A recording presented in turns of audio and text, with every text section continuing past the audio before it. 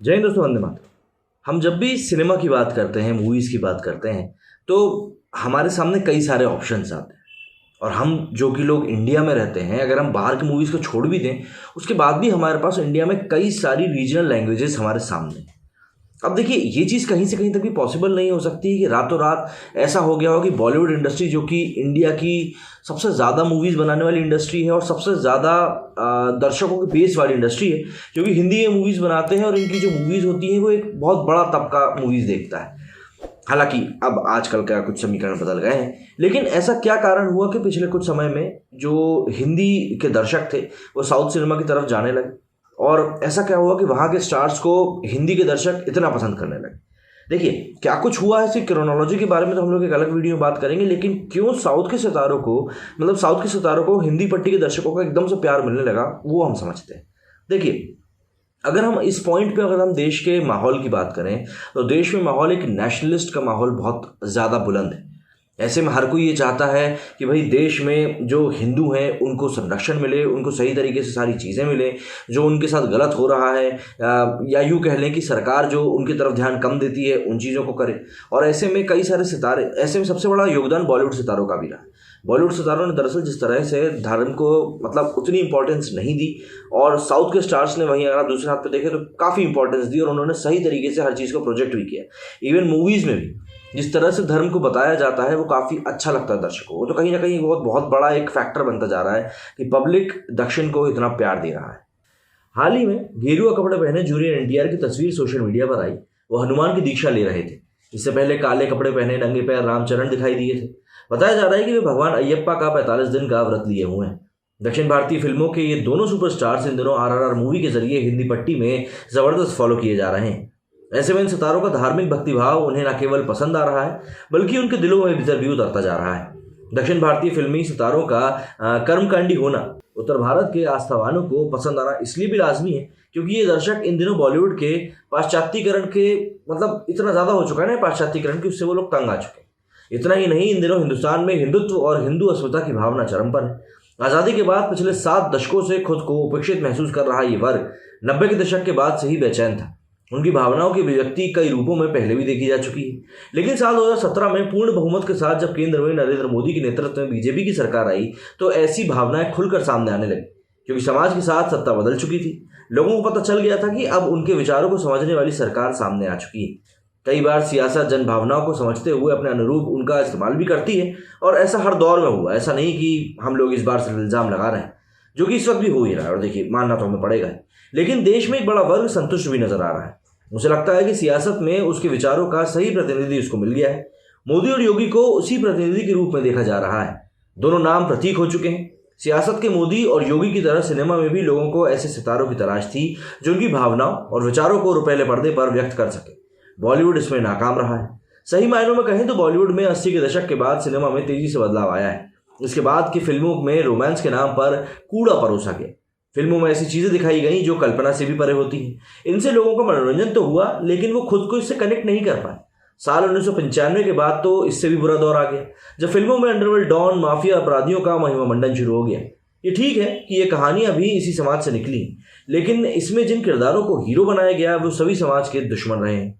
दबी जुबान तो यहाँ तक कहा जाता है कि अंडरवर्ल्ड का पैसा बॉलीवुड में लगने लगा था। इसके बाद जानबूझकर उनकी छवि को सकारात्मक तरीके से पेश किया गया।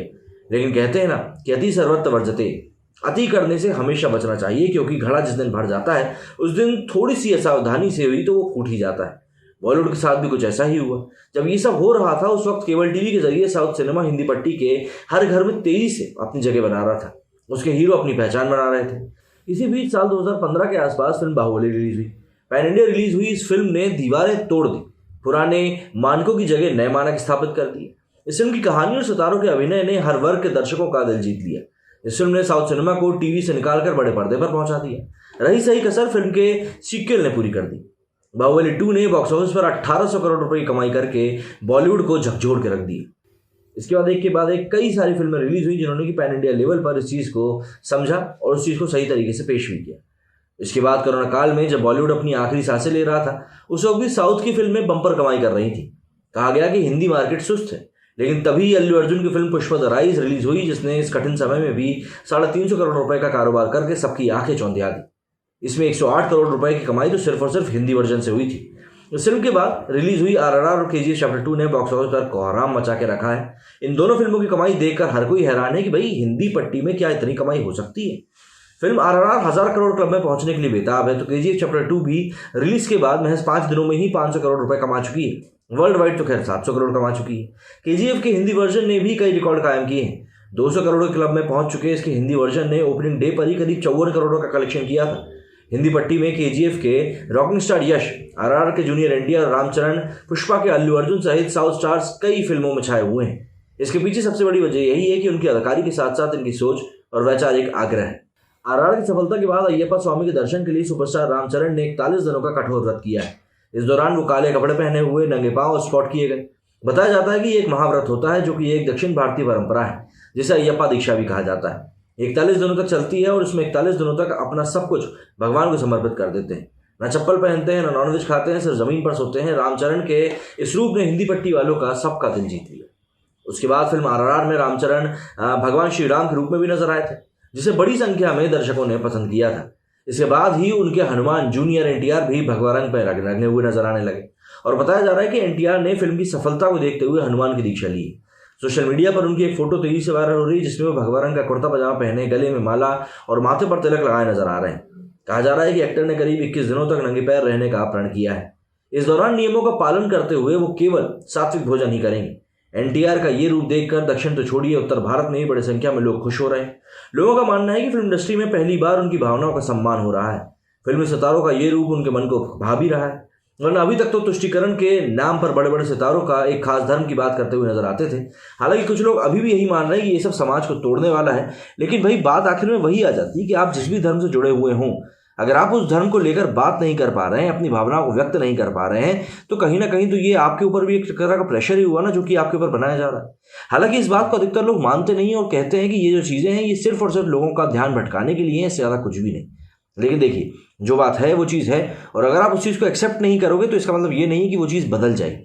आपके एक्सेप्ट ना करने से सिर्फ आप उस चीज़ को इग्नोर कर रहे हो, उसके अलावा कुछ भी नहीं। बाकी जो चीज़ें जैसी चलनी है वैसी ही चलेंगी और आप उनको बदल नहीं सकते। इससे अच्छा ये है कि जो पब्लिक चाहती है, जो पब्लिक सोचती है और जो पब्लिक देखना चाहती है, आपको वो चीज़ें करनी चाहिए। और अगर आप किसी धर्म से जुड़े हुए हो तो आपको उस धर्म का अनुसरण करना चाहिए। भाई आप देखेंगे कि पूरी दुनिया में जहाँ पर भी अराजकता फैलाई जाती है, उपद्रव किया जाता है, वो सभी भी तो धर्म के नाम पर ही होता है।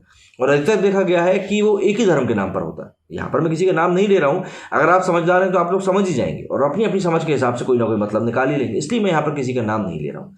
लेकिन धर्म को दिखाने में अगर आपको बुरा फील हो रहा है तो कहीं ना कहीं ये समाज के तौर पर एक बहुत बड़ा फेलियर है कि एक इंसान अपने धर्म के बारे में ही बात करने में कहीं ना कहीं वो संकोच करता है। और यही बात आज के समाज में बदलती हुई दिखाई दे रही है। मेरे स्टूडियो फिलहाल इतना ही। जय हिंद, जय भारत।